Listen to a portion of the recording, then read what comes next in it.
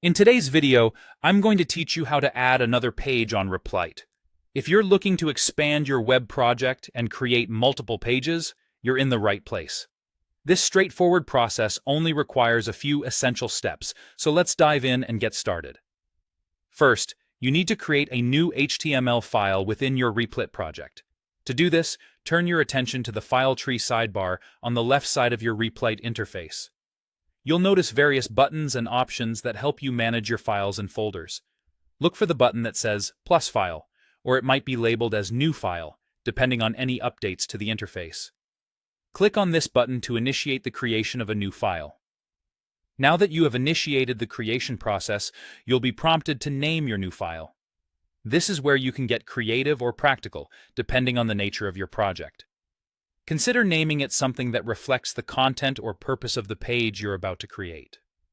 For instance, if you're building an additional page to provide more information about yourself or the project, something like About HTML would be fitting.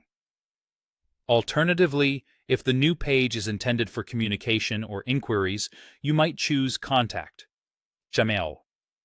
Ensure that the name you choose is both descriptive and easy to remember, as this will help you stay organized, especially in larger projects.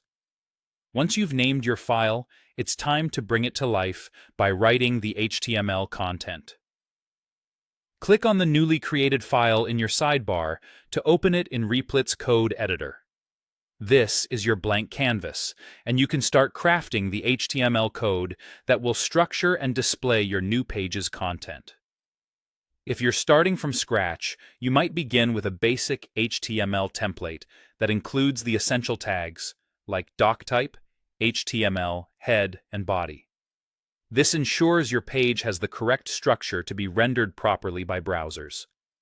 Within the body of your HTML file, you can start adding the specific elements you need, such as headings, paragraphs, images, and links, to create the desired content and layout.